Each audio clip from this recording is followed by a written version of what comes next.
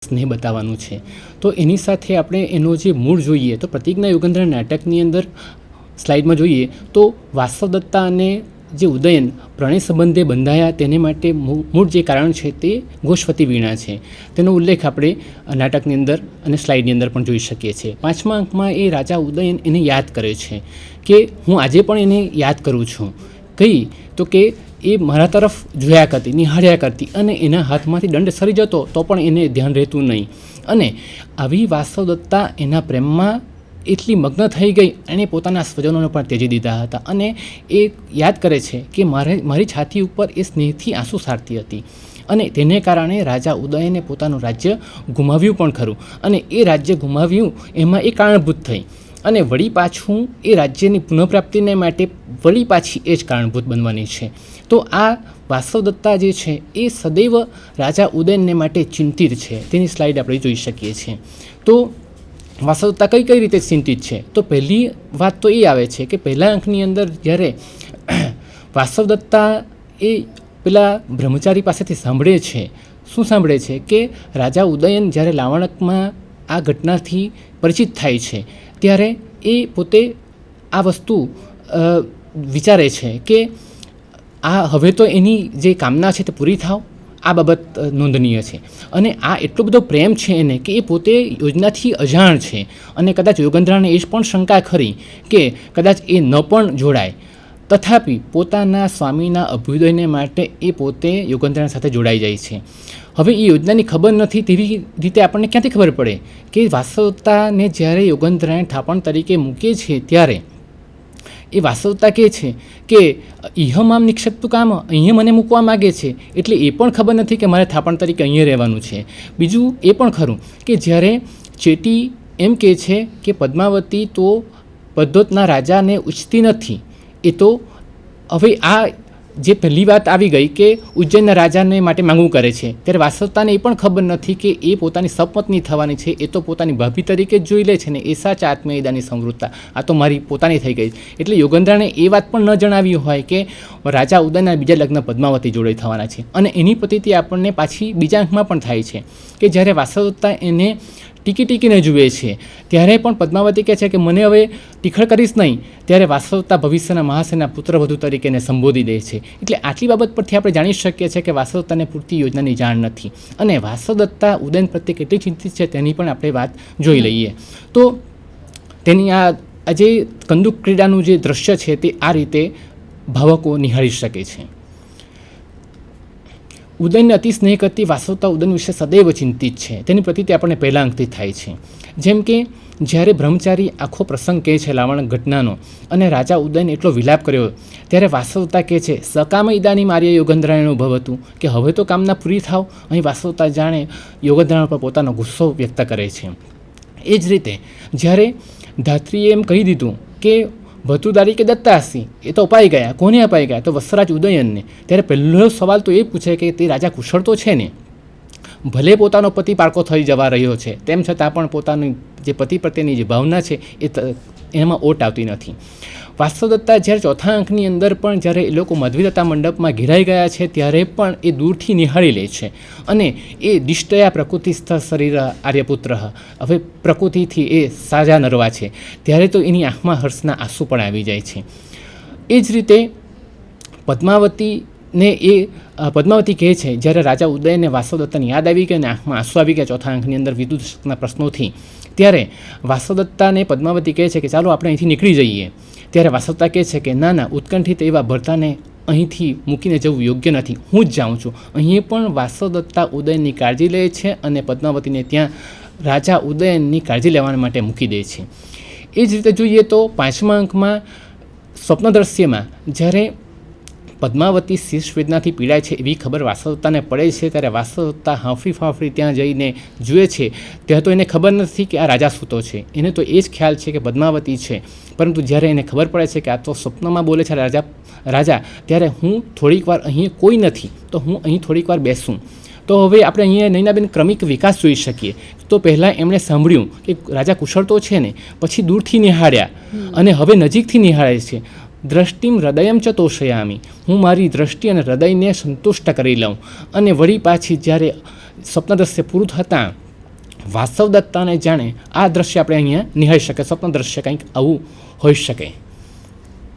એ જ રીતે જ્યારે વાસવદત્તાને એ પ્રસન્ન કરવા માટે હાથ ફેલાવે છે ત્યારે વાસવદત્તા વિચાર કરે છે, જો હું લાંબો સમય અહીં રોકાઈશ તો કોઈ મને જોઈ જશે અને યોજના વિફળ થઈ જશે, એટલે હું અહીંથી જાઉં છું. પરંતુ પાછો એ પણ વિચાર કરે છે કે આ હાથ ફેલાયેલા છે એને હું પથારી ઉપર પાછી મૂકી જાઉં.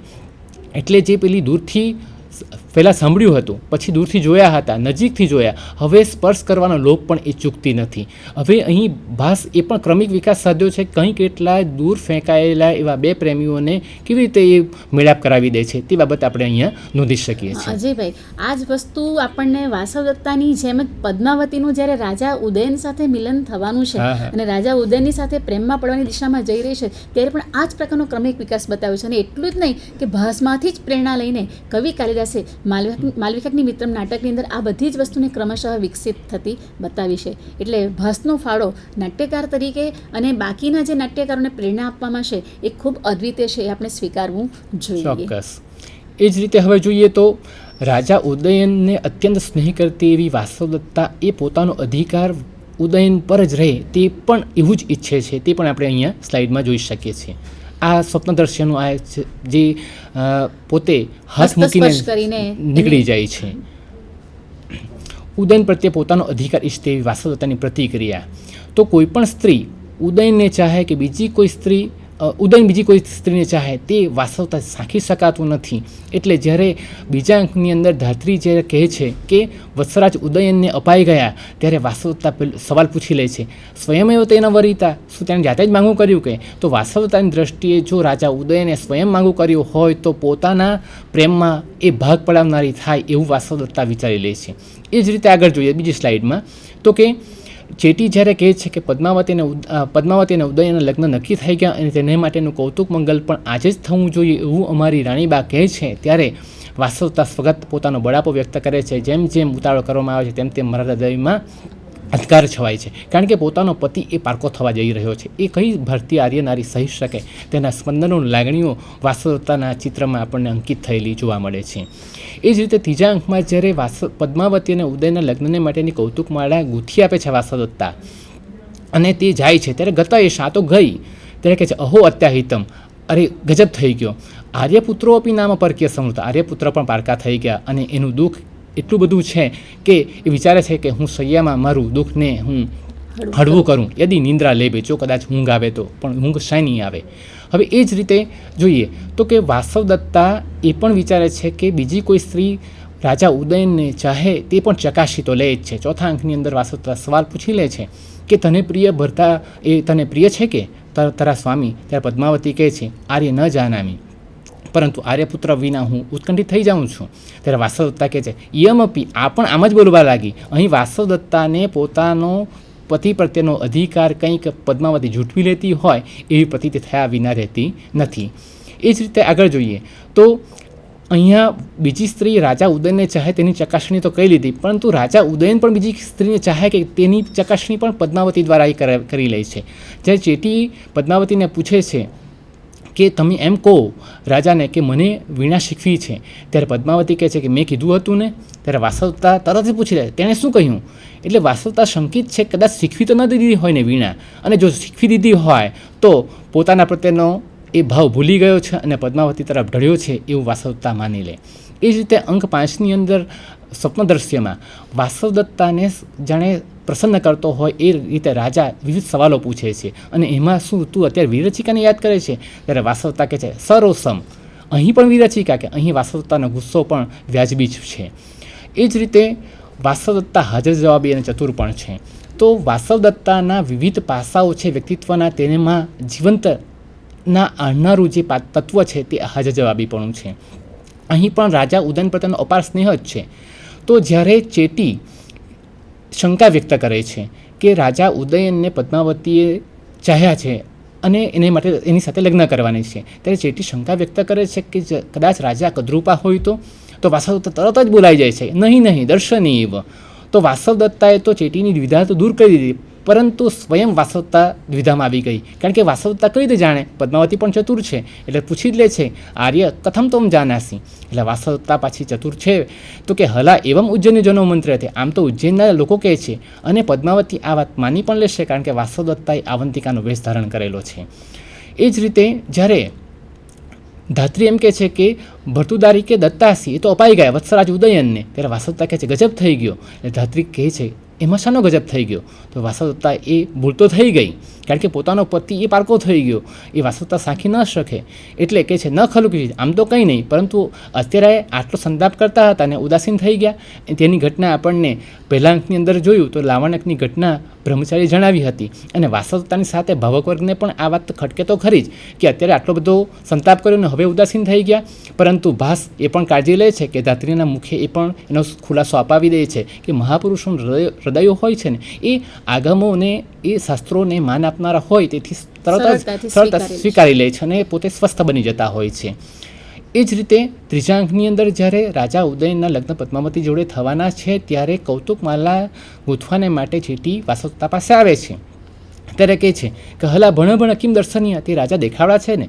તો ચેટી કહે છે સક્યમ ભણી તો સર ચાપહી નહ, એ તો ખરેખર ધનુષ્ય અને બાણ વગરના કામદેવ જ જોઈ લ્યો. ત્યારે વાસવદત્તા કહે છે બસ આટલું જ. ચેટી કહે છે શા માટે તું વારે છે અહીંયાથી? તો વાસવદત્તા કહે છે પરપુરુષનું ગુણ સાંભળવા અયોગ્ય છે. અહીં બે બાબત નોંધનીય છે. તો વાસવદત્તા શા માટે વારી દે છે? તો કે પહેલું તો એ કે જો વધારે પૂછવા જઈશ તો શંકા ચેટી જશે કે શા માટે પૂછશે, અને બીજું કે વાસવદત્તાને કદાચ વધારે પૂછવાથી એને આંખમાં આંસુ પણ આવી જાય અને ચેટી પૂછી લે અને પોતાનો અજ્ઞાતવાસ કદાચ વિફળ પણ જાય. અને ત્રીજી બાબત એ પણ ખરી કે ચેટીએ જે બધું કહેવાનું તે બધું કહી દીધું છે કે કામદેવ કહી દીધા, હવે બીજું સાંભળવાનું બાકી રહેતું જ નથી. અને સાથે એ પણ ખરું કે આપણે શંકા પણ કરી દઈએ કે વાસવદત્તા જો એમ કહેતી હોય કે પરપુરુષનું ગુણ સાંભળવા અયોગ્ય છે તો પહેલું પૂછ્યું શા માટે? આ પણ એક લેકિંગ કહી શકાય. એ જ રીતે વાસવદત્તાની પાસે જ્યારે ચેટી જે કૌતુકમાલા ગૂંથવાને માટે લઈને આવે છે ત્યારે પુષ્પો ઔષધિનું નામ પૂછે છે. તો ચેટી કહે છે કે આ તો સપત્ની મદન નામ છે. તો સપત્ની મદન વિશે આપણે વિદ્યાર્થી મિત્રોને જણાવી દઈએ કે જે સ્ત્રી લગ્ન ગ્રંથિએ જોડાવાની છે તે સ્ત્રીની સપત્ની હોય તેનું મર્દન થાય. હવે વાસવદત્તા જો આ કૌતુકમાળા પદ્માવતી માટે જો ગૂંથતી હોય તો વાસવદત્તા એ પોતે એ સપત્ની થાય, અને એ પોતાનું મદન શા માટે ઈચ્છે? એટલે વાસવદત્તા કહે છે કે આ મારે ન ગૂંથવી જોઈએ. ચેટી કહે છે કે શા માટે? તો વાસવદત્તા કહે છે ઉપર તસ્યા ભાર્યામ, એ તો ઉપર ગઈ છે તેથી એ પ્રયોજન વગરની છે. અને આ વાત ચેટી માની પણ લેશે, કારણ કે પહેલા અંકની અંદર આ વાત લાવણ્યકની ઘટનાની બ્રહ્મચારીએ વાત જણાવી દીધી છે. અહીં ભાસ એક બાબત એ નોંધે છે, કહી દે છે આપણને કે વાસવદત્તાએ પોતાના પાત્રને જ મારી અથવા તો પોતે મૃત્યુ પામી છે આમ કહેતા પણ અચકાતી નથી. આ વાસવદત્તાની મહાનતા છે, એને આપણે ડ્રામેટિક આયરની કહી શકીએ. અને એવી ડ્રામેટિક આયરની આપણને પ્રથમ અંકમાં પણ જોવા મળી હતી કે પેલા યોગેન્દ્રાયણ કહે છે સત્યમપતિ હતી, પોતે હયાત છે તેમ છતાં પણ પાછો એ પોતાની જાતને માટે જ કહે છે કે આ શું તે સાચે કૂદી પડ્યો કે? આવી બાબતની એ વાસવદત્તા તરત જ કાળજી લઈને પોતાની હાજર જવાબીથી જે અજ્ઞાતવાસ ખુલ્લો પડી જવાવે અને ભાવકોને પણ થાય કે હવે ખુલ્લી પડી જશે યોજનાઓ અને કદાચ નાટક અહીંયા શું થશે એવી ભીતિ સેવાય. અને આ જ નાટકની સફળતા છે. એ જ રીતે જોઈએ આગળ તો કે આ દ્રશ્ય કૌતુકમાલા વિશે એના ભાવો આપણે જોઈ શકીએ છીએ. આ જ રીતે પદ્માવતી શંકા કરે છે કે જેવી રીતે મને આર્યપુત્ર વાલા છે તેવી રીતે વાસવદત્તાને પણ વાલા હશે. વાસવદત્તા શાની સાંખી શકે આ વાત કે એના કરતાં પણ વધારે? તો એ વાસવદત્તાએ ભૂલ તો કરી દીધી. તો પદ્માવતી કહે તું કઈ રીતે જાણે છે? તો વાસવદત્તા કહે છે જો અલ્પસ્નેહ હોત તો એ પોતાના સ્વજનો કઈ રીતે તેજતે? આ બાબત એને, અને પદ્માવતી ફક્ત યુજ્યતી આમ કહીને જ આ વાતને એ સ્વીકારી લે છે. આવી જ રીતે જ્યારે ચોથા અંકની અંદર વાસવદત્તા દૂરથી ઉદયને નિહાળે છે ત્યારે સાજા નરવા છે આર્યપુત્ર એમ જાણીને એની આંખમાં આંસુ આવી જાય છે. ત્યારે ચેટી કહે છે આ તો રડે છે. ત્યારે વાસવદત્તા કહે છે કે આ તો મધુકરા, આ તો પેલા ભ્રમરોએ કાશપુષ્પ ઉડાડીને એ મારી આંખમાં પડી છે એટલે આંખમાં આંસુ આવ્યા. અહીં વાસવદત્તા એ પોતાનો જવાબ એ રીતે આપીને પોતાની બાજી સુધારી લે છે. એ રીતે પાંચમા અંકમાં જ્યારે સ્વપ્નદ્રશ્યમાં રાજા ઉદયન પાસે ઘણો સમય એ રોકાય અને હવે અહીંથી નીકળી જવું જોઈએ આવી ચતુરાઈ પણ વાપરે છે. અને રાજા જ્યારે એની પાછળ દોડે છે અને દ્વારક્ષે પણ એને બારસાક વાગે છે અને એ પોતે પાછો આવી જાય છે. અને તે દરમિયાન જ વિદૂષકનું પણ આગમન થઈ જાય છે અને વિદૂષકને કહે છે રાજા કે વાસવદત્તા હયાત છે, પરંતુ એ વિદૂષક એને ખાતરી કરાવે છે કે વાસવદત્તા હયાત નથી. ત્યારે રાજા કહે છે ચારિત્ર્યમાં બી રક્ષણ, ત્યાં ચારિત્ર્યનું પણ રક્ષણ કરતી. આ રાજાએ આપેલી ભવ્ય અંજલિ છે વાસવદત્તાને. એ રીતે જોઈએ તો હવે વાસવદત્તા સ્વયંના ભાગ્યને દોષ દેનારી છે. તો ભાસે અહીં વાસવદત્તાને એક આદર્શ નારી તરીકે જ નહીં, પરંતુ લાગણી સ્પંદનોને પણ દર્શાવતી બતાવવી છે. આ બંનેનું એમણે સંયુક્ત કરવા છે. સ્વયંના ભાગ્યને દોષ દેનારી છે. જ્યારે યોગેન્દ્રાણી એને થાપણ તરીકે મૂકે છે અને કહે છે કે તું હવે જા પદ્માવતી પાસે, ત્યારે વાસવદત્તા કહે છે કા ગતિ એસા ગચ્છામિ મંદભાગા, હું આ મંદભાગી એવી જાઉં છું. કારણ કે અત્યાર સુધી રાજરાણી તરીકેનો મર્તબો હતો, માન હતું, મોભો હતો, અને હવે અત્યારે કોઈકના તાબા હેઠળ જવું પડે છે, રહેવાનું છે. એટલા માટે પોતાના સ્વયંના ભાગ્યને દોષ દે છે. એ રીતે આગળ જોઈએ તો વાસવદત્તા જ્યારે રાજા ઉદયન અને પદ્માવતીને લગ્ન થઈ રહ્યા છે ત્યારે એ એકદમ ઉદ્વિગ્ન બની ગઈ છે. અને ચક્રવાક વધુ એ પેલા પક્ષીઓને ધન્ય કહે છે કે એ લોકો એકબીજાના વિરહમાં જીવતા નથી, જ્યારે હું તો પ્રાણ પણ ત્યજતી નથી. પરંતુ ભાસે એ પણ પાછું બતાવી દીધું છે કે હું આર્યપુત્રને જોઈશ, આમ કરીને હું મંદભાગી એવી જીવું છું, એવો મારી પાસે મનોરથ છે, આમ કહી દે છે. આગળ જોઈએ તો કે વાસવદત્તાની પાસે ચેટી જ્યારે ફૂલો લઈને આવે છે ત્યારે ચેટીને પૂછે છે વાસવદત્તા આ કોને માટે ગૂંથવાની છે? તો કે ચેટી કહે છે અસ્માકમ ભર્તુદારી, કે આ મારી રાણીબાને કુંવરીબાને માટે ગૂંથવાની છે. તો વાસવદત્તા કહે છે આ પણ મારે કરવાનું? કે એક તો એમણે પતિને પારકો થતો જોવાનો છે અને પતિ અને એ સપત્નીને માટે પાછી કૌતુકમાળા પણ એણે જ ગૂંથવાની છે. અકરુણા ખલુસા, ખરેખર દેવો મારા પ્રત્યે દયાવિહીન થયા છે. આવી સ્વયંના ભાગ્યને દોષ દેનારી છે. એ જ રીતે 5મા અંકમાં જ્યારે વાસવદત્તાને ખબર પડે છે કે પદ્માવતી શીર્ષ વેદનાથી પીડાય છે, ત્યારે પણ વળી પાછી એ પોતાના દેવોને એ દયાવિહીન તરીકે ઉદ્દેશી દે છે કે વિરહનું એ વિશ્રામ સ્થાન બનેલી એવી પદ્માવતી પણ અસ્વસ્થ બની ગઈ છે. અહીં પણ રાજા ઉદયન પ્રત્યેનો વાસવદત્તાનો અનન્ય પ્રેમ જ વિંજિત થાય છે. આ જ રીતે આગળ જોઈએ તો એ સ્વયં આશ્વાસન પ્રાપ્ત કરનારી પણ છે. ભાસ આ રીતે બંને પળોને સાચવી લે છે. એક તો ભાગ્યને દોષ પણ દે છે અને આ વળી પાછી સ્વયં અસ્વસ્થ પણ થઈ જાય છે. જ્યારે બીજા અંકમાં એને ખબર પડે છે કે રાજા ઉદયન લગ્ન નક્કી થઈ ગયા પદ્માવતી જોડે, ત્યારે વાસવદત્તા પૂછે સ્વયં એવ તેના વરિતા? તો ધાત્રી કહે છે નહીં, એ તો બીજા પ્રયોજને આવેલા અને વિજ્ઞાન, વય અને રૂપ જોઈને મહારાજ દર્શકે એને સામે ચાલીને આપ્યા. ત્યારે વાસવદત્તા એને સર્ટિફિકેટ આપી દે છે કે અનપરાધમ ઇદાનીમ આર્યપુત્ર, આમ જો હોય તો આર્યપુત્ર અપરાધ વગરના છે. તો પદ્માવતી જ્યારે રાજા ઉદયન અને એ જ્યારે પદ્માવતી તર્કયામી આર્ય વાસવદત્તાએ ગુણાન સ્મૃત્વા